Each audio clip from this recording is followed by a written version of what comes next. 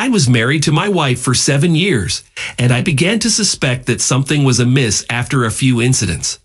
Upon returning home from work on several occasions, I found my teenage daughter alone and my wife absent. My wife would always instruct our daughter to inform me that she was out running errands, meeting a female colleague from work, shopping, or helping someone. Although my daughter relayed these messages without hesitation, I never got the impression that she was aware of any deceit. I do not believe that my wife would have had the audacity to involve our daughter in any secrets she may have kept from me. I was extremely agitated, so I decided to return home earlier than usual for a few days. Each time, I parked my car down the street to observe if my wife left the house. On the third day, she left, and I decided to follow her. She arrived at Boscov's, which initially provided me with some relief, as it seemed that she had been truthful each time. However, I noticed the man she was meeting at the entrance. He was tall, handsome, and appeared to be affluent. He embraced my wife with enthusiasm before they entered the store. As my wife's birthday was the following day, I assumed that this was some kind of birthday shopping expedition, and that was why she had been absent, in order to prevent me from becoming suspicious. I entered Boscov's and observed their interactions from a close distance. Their behavior was extremely romantic, but then I witnessed him grab her buttocks while filming them. I felt so angry that I wanted to set the building on fire. I continued filming for a while, but then App noticed me staring at them. I left the building and made my way to my car. Before driving away, I saw him exit with my wife's hand in his, while she appeared concerned and confused, trying to figure out who he was referring to. I hope she was feeling the same sense of panic that I was experiencing. After returning home, I contemplated what I should tell my 17-year-old daughter. She was mature enough to handle adult issues, but regardless, the news was going to be distressing. I informed her that I had witnessed her mother with another man, and as a result, I needed to stay with her grandmother for a while. Surprisingly, my daughter asked if she could accompany me to help her grandmother with her garden. I found her offer to be adorable and inspiring in the midst of a difficult situation. We quickly packed our bags without any tears or worries. Upon arriving at my mother's house, she was thrilled to see us, and I felt reassured that everything was going to be okay. My wife returned shortly after that to our empty house. I left her a note on the counter that I was the one watching them, and I had proof she was romantically involved with him. I told her to enjoy her birthday alone in an empty house because that's what she deserved. Unfortunately, the house was hers, so she was able to keep living there, but she couldn't have App move in because he got arrested for doing some illegal things. I'm happy to report that my ex was heartbroken. She couldn't believe that she had betrayed the happy and secure family she had built for a man who bought her things and stole stuff. She left me many honest voicemails where she rambled about her thoughts. She had a distant relationship with our daughter, and it took years to get back to normal. Unfortunately, she began to hate things about herself that reminded her of her mother. I comforted her by telling her that she was her own person, a unique blend of two people's DNA, and different from anyone else. I reminded her that she was in control of her own decisions, emotions, and actions. I advised her that holding on to feelings of hatred or bitterness in her heart would only reflect in her behavior. I suggested that she start writing in a journal, but she thought I was preaching. However, I noticed that she seemed to be more joyful and grateful after a few days. She started spending time gardening with her grandmother and visiting her mother. I'm sorry that your wife, my reaction, gave up on your marriage and betrayed your daughter, who looked up to her as a role model for how a good woman should behave. However, the advice you gave her was excellent, and I believe your daughter learned from her mother's mistakes and how not to behave. Sometimes, a bad example can be just as effective as a good one. It's fortunate that you are a wise father who is able to notice the situation and provide some guidance to your daughter. She needed some fatherly advice to help her navigate through the issues and doubts that arose due to her mother's poor behavior. It seems that your wife was extremely shallow and materialistic to be tempted by a man simply because he could spoil her. You deserve to find a better and more honest partner in the future. I wish you, your daughter, and your grandmother nothing but good fortune and luck. Thank you for sharing your story. Now let's move on to today's second story, Story 2. My wife and I were married for 8 years when we received an invitation to my mother's house. She was married to the most dreadful man on the planet, my stepfather. They had a son named Lester, who was an absolute nightmare. By the time we received the invitation, Lester was already 20 years old. For the sake of the story's flow, I will refer to both my stepfather and Lester as steps. When I was still living with them, Lester and I never spoke. It was as if he could sense the goodness within me and was allergic to it. During our younger years, all Lester ever did was break things or get into trouble and then blame me for it.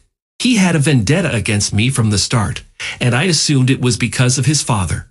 My stepfather never made an effort to develop a relationship with me. He always asserted his dominance and demanded that I fear him. Since Lester was his little henchman, he used him as an extension of himself.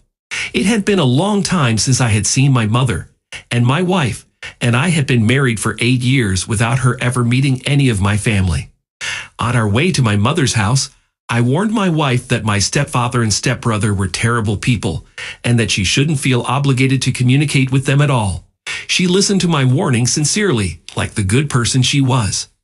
I wasn't worried about her being unable to handle a little social awkwardness or even some rude comments. She was a great wife, and for all I knew, my stepfamily had changed for the better in the past decade. We arrived safely at my mother's house, and I noticed that it looked exactly the same as when I had left. The introductions were awkward, to say the least. My stepfather and stepbrother both looked my wife up and down without even trying to hide the fact that they were checking her out. They barely greeted me, and my mother was the only one attempting to have a normal social gathering. As we sat down to dinner, the men continued to stare at my wife as if she were a television show. I asked them to stop staring at her, and that's when the trouble began. My stepfather said that since I was a guest in his house, he could look wherever he wanted. I attempted to downplay my stepbrother's comment about my partner deserving better than me due to my mother's reaction. Despite my concerns, my mother managed to handle the situation with ease. However, I was preoccupied with missing her and hoping that our visit would go smoothly and peacefully. I also felt secure with my wife by my side, so I was taken aback by what happened later that night. I woke up in the middle of the night, lying in my sleeping bag on the living room floor, only to find that my wife was nowhere to be seen. I searched the entire place, including the bathroom, but couldn't locate her. Now I was groggy and growingly concerned. I didn't like that she was missing with my terrible steps in the same house. I decided to check my parents' bedroom very quietly, and I only saw my mom sleeping. I checked Lester's room a little less quietly and found the scene of a nightmare. My wife was having sex with my stepfather. I wished this was just a nightmare, but it was actually happening. My mom ran in to see what was wrong, and she saw everything too.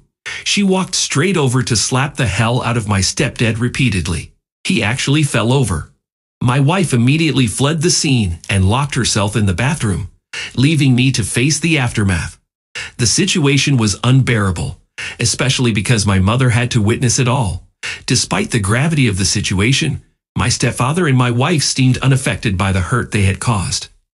I turned to my wife and demanded an explanation for her actions. She sat on the bed with her face hidden, shaking and crying uncontrollably. It was a side of her that I had never seen before, and her apology made no sense to me. The woman I knew as my respectable and loving wife had vanished, and I couldn't make sense of it. In the end, I decided to leave with my mother. We packed our belongings and left, leaving my unfaithful wife behind with my stepfamily. During the divorce proceedings, my mother came to live with me, and we both struggled with the emotional toll of the situation.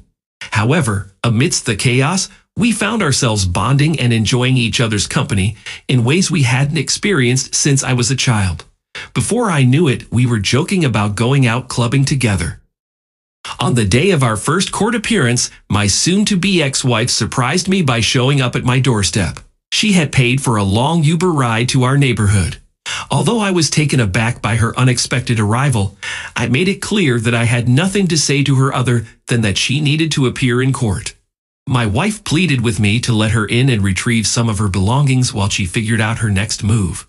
She claimed that she had been treated like a prisoner by my stepfamily and had been unable to charge her phone for some time. However, I couldn't understand why she had chosen to cheat on me with my stepfather. Despite her pleas, I refused to show any mercy or engage in communication with her in court. I slammed the door in her face and locked it, unwilling to offer any further assistance. In the end, my mother was granted alimony from my stepfather and continued to reside in my home. After the divorce was finalized, I stayed with my mother for some time before deciding to rent out my house to my ex at a reduced rate while I searched for a new home. While I valued my relationship with my mother, I also recognized the importance of independence and maintaining my status as an eligible bachelor in order to attract a woman of equal caliber. Once I had settled into my new home, I took my time before inviting any women over. I had no contact with my ex-wife, and she failed to appear in court for the divorce proceedings. I never heard from my stepfamily again, but I later learned that Lester was deployed overseas in the Army after his father died in a construction accident. It didn't sound like a happy life for them, and that's all I'll say about them. Despite losing my wife of 8 years, I'm content with where I am now. I hope my story serves as a cautionary tale about the destructive nature of infidelity and discourages people from cheating for the sake of everyone involved. Ultimately, cheating causes more harm to the cheater than the victim. Wow, I'm sorry to hear that your wife made the decision to cheat on you. That must have been incredibly painful and difficult to deal with. I'm uncertain of her thoughts, but it's apparent that they paid her attention, which suggests that they found her attractive. It's possible that she allowed this attention to inflate her ego, and she didn't consider the consequences or how you would feel once you discovered the truth about her actions. To me, it's repugnant that she lacked the self-discipline and humility to avoid hurting you and ending her marriage. I wonder how long she would have concealed this from you if you hadn't found out. Even if she altered her behavior, my guess is that she would have kept it hidden for a long time. I'm relieved that you didn't have children with her, and I'm glad that you have a second opportunity to start over and extract your mother from a difficult situation. I wish you the best of luck moving forward. Thank you all for taking the time to listen to today's stories. If you enjoyed listening, please feel free to like and subscribe if you haven't already. Also, comment below with your thoughts on what happened. If there is a story you would like to share, then please do not hesitate to contact me. Take care.